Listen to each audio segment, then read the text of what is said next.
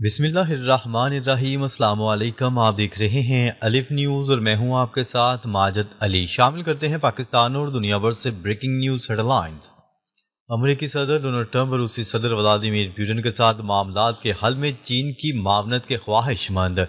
Donald Trump نے روس کے ساتھ معاملات کے حل میں چین کی معاونت کی خواہش کا اظہار کر دیا۔ امریکی صدر ڈونلڈ ٹرمپ نے دورہ ایشیا سے متعلق صحافیوں سے گفتگو کرتے ہوئے کہا کہ شمالی کوریا کے رہنما کم جونگ ان سے ملاقات کا 100% امکان ہے۔ انہوں نے کہا ہے کہ شمالی کوریا کے رہنما کم جونگ ان سے اچھا تعلق ہے۔ ان کا کہنا تھا کہ روس کے ساتھ معاملات کے حل میں چین کو امریکہ کی معاونت کرتے دیکھنا چاہتے ہیں۔ ان کا کہنا تھا کہ صورتحال بہتر ہونے پر برازیل پر ٹیرف کم کیا جا سکتا ہے۔ امریکی صدر ڈونلڈ ٹرمپ کا مزید کہنا تھا کہ کینیڈین وزیر اعظم مارک کارنی سے ملاقات کا امکان نہیں ہے۔ ان کا کہنا تھا کہ ملائیشیا میں اتوار کے روز تھائی لینڈ اور کمبوڈیا کے درمیان جنگ بندی معاہدہ ہوگا۔ خبرساں ادارے کی رپورٹ کے مطابق امریکی صدر گزشتہ روز ملائیشیا، جاپان اور جنوبی کوریا کے 5 روزہ دورے پر روانہ ہوئے۔ یہ صدارت سنبھالنے کے بعد صدر ڈونلڈ ٹرمپ کا پہلا دورہ ایشیا ہے۔ امریکی صدر کی جمعرات کے روز جنوبی کوریا میں چینی ہم منصب سے ملاقات طے ہے۔ صدر ڈونلڈ ٹرمپ ملائیشیا میں آسیان سمٹ میں شرکت کریں گے۔ خبرساں ادارے کی رپورٹ کے مطابق جاپانی وزیر اعظم کی جانب سے صدر ڈونلڈ ٹرمپ کی ہدایات پر امریکہ میں 550 ارب ڈالر کی سرمایہ کاری کے منصوبوں کے اعلان کا امکان ہے۔ خبر کے اگلے حصے میں بات کرتے ہیں ایٹمی صلاحیت والے روسی طیاروں کی جاپان کے قریب پروازیں۔ روس کے ایٹمی صلاحیت والے بمبار طیاروں کی پرواز پر جاپان کے لڑاکا طیارے الرٹ ہو گئے۔ خبرساں ادارے کی رپورٹ کے مطابق TU-95 ایٹمی بمبار طیارے جاپان کی فضائی حدود کے قریب پرواز کرتے رہے، جن کی نشاندہی ہونے پر جاپان کے جنگی طیارے الرٹ ہو گئے۔ روسی وزارت دفاع کا کہنا ہے کہ یہ پرواز معمول کی پیٹرولنگ تھی اور بین الاقوامی فضاؤں میں انجام دی گئی۔ جاپانی وزارت دفاع نے روسی بمبار طیاروں کی پروازوں کا نقشہ جاری کرتے ہوئے کہا کہ TU-95 بمبار طیاروں کے ساتھ 2 Su-35 لڑاکا طیارے بھی تھے۔ جاپانی وزارت دفاع کے مطابق روسی طیارے جاپان کے سادو آئی لینڈ کی سمت بڑھے پھر شمال کی جانب مڑ گئے۔ روس روزانہ ہماری سرحدوں کے قریب فوجی کارروائیاں کرتا ہے۔ خبر کے اگلے حصے میں بات کرتے ہیں یوکرینی صدر نے روس پر حملوں کے لیے اتحادیوں سے تباہ کن ہتھیار مانگ لیے۔ یوکرین کے صدر زلنسکی نے اتحادیوں سے روسی حملوں کے لیے تباہ کن ہتھیار مانگ لیے۔ یوکرینی صدر ولادیمیر زلنسکی کی لندن میں یورپی رہنماؤں سے ملاقات ہوئی، جس میں انہوں نے اتحادیوں سے اپیل کی کہ روس پر دباؤ کے لیے طویل فاصلے کے ہتھیار فراہم کیے جائیں۔ برطانیہ کی سربراہی میں یوکرین کی عسکری مدد کے لیے کولیشن آف دی ولنگ اجلاس میں زلنسکی نے کولیشن آف دی ولنگ ممالک سے یوکرینی حملوں کی رینج بڑھانے کی درخواست بھی کی۔ ان کا کہنا تھا کہ یوکرین کو ٹوماہاک میزائل ملنے کا علم ہوا تو روسی صدر فوری مذاکرات پر آمادہ ہو گئے۔ یوکرین روس میں توانائی و فوجی تنصیبات پر اپنے تیار ہتھیاروں سے حملے کر رہا ہے۔ یوکرین نے امریکہ سے طویل فاصلے کے ٹوماہاک میزائل مانگ رکھے ہیں۔ یوکرینی صدر کا کہنا تھا کہ روس پر دباؤ بڑھانے کے لیے مغربی اتحادیوں کو مزید مؤثر ہتھیار فراہم کرنے چاہیے۔ لندن میں ہونے والے یوکرین کے عسکری امداد پر اجلاس میں روسی حملے روکنے پر بھی غور ہوا، جس میں نیٹو سیکرٹری جنرل ڈنمارک اور نیدرلینڈ کے وزراء اعظم شریک ہیں، جبکہ 20 ممالک کے رہنما ویڈیو لنک کے ذریعے اجلاس میں شریک ہیں۔ خبر کے اگلے حصے میں بات کرتے ہیں افغان طالبان کا پاکستان کو پانی سے محروم کرنے کا منصوبہ۔ افغان طالبان نے پاکستان کا پانی روکنے کا منصوبہ تیار کر لیا۔ کنڑ دریا پر ڈیم بنانے کا اعلان کر دیا گیا۔ طالبان وزیر کے مطابق یہ حکم براہ راست سپریم لیڈر کی جانب سے جاری کیا گیا۔ منصوبہ مقامی کمپنیوں کے ذریعے مکمل کیا جائے گا۔ خبرساں ادارے کی رپورٹ کے مطابق خیبر پختونخوا اور پنجاب پانی کی شدید قلت کا شکار ہو سکتے ہیں۔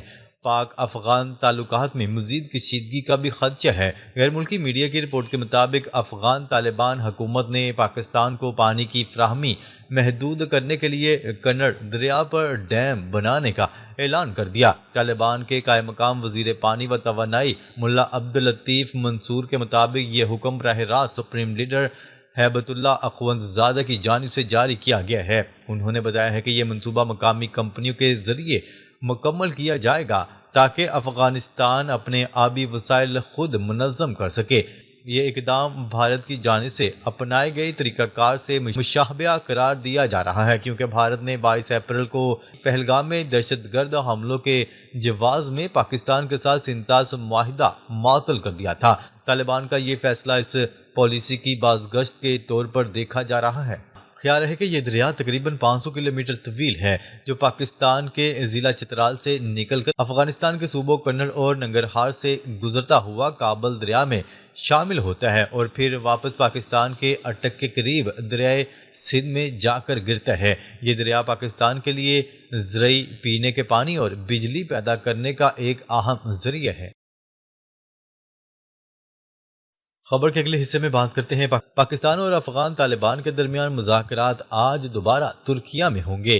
ترجمان دفتر خارجہ طاہر اندرابی اور افغانستان میں طالبان حکومت کے ترجمان ذبیح اللہ مجاہد نے استنبول میں ہونے والے مذاکرات کی تصدیق کر دی۔ ترجمان دفتر خارجہ کے مطابق استنبول مذاکرات میں افغانستان سے دہشت گرد گروہوں کے خاتمے پر مزید بات چیت ہوگی۔ دوحہ مذاکرات میں ایک دستاویز پر اتفاق رائے سے دستخط ہوئے۔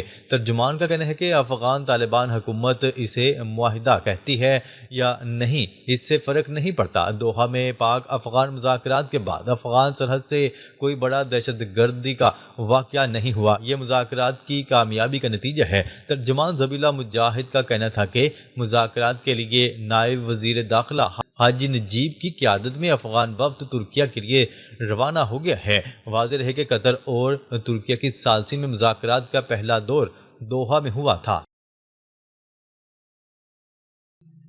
خبر کے اگلے حصے میں بات کرتے ہیں حماس سمیت فلسطینی دھڑوں نے غزہ کو ٹیکنوکریٹ کمیٹی کے حوالے کرنے پر اتفاق کر لیا۔ غیر ملکی خبرساں ادارے کی رپورٹ کے مطابق قاہرہ میں حماس کی ملاقات کے دوران حماس کی ویب سائٹ پر فلسطینی دھڑوں نے مشترکہ بیان جاری کر دیا، جس میں غزہ پٹی کو آزاد ٹیکنوکریٹس پر مشتمل ایک عارضی فلسطینی کمیٹی کے حوالے کرنے پر اتفاق کیا۔ کمیٹی عرب اور عالمی اداروں کے تعاون سے غزہ کا انتظام سنبھالے گی۔ عرب میڈیا کے مطابق حماس نے غزہ اور مقبوضہ مغربی کنارے پر امریکی موقف کو سراہا۔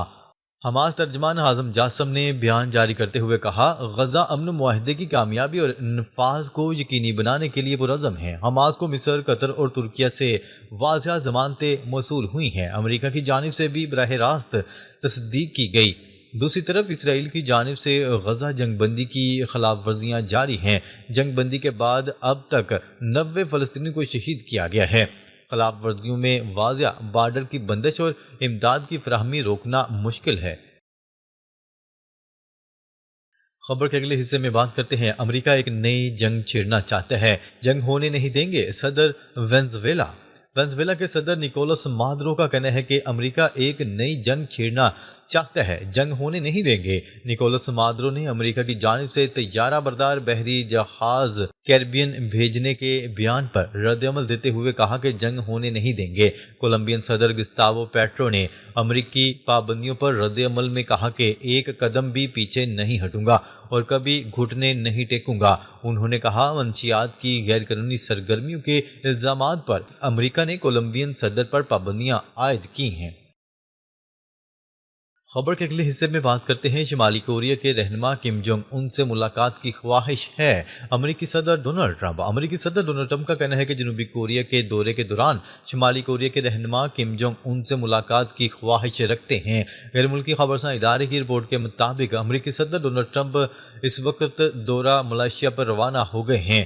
صدر ڈونلڈ ٹرمپ نے روانگی سے قبل اس خواہش کا اظہار کیا کہ وہ جنوبی کوریا کے دورے کے دوران شمالی کوریا کے رہنما کم جونگ ان سے بھی ملاقات کے خواہش مند ہیں۔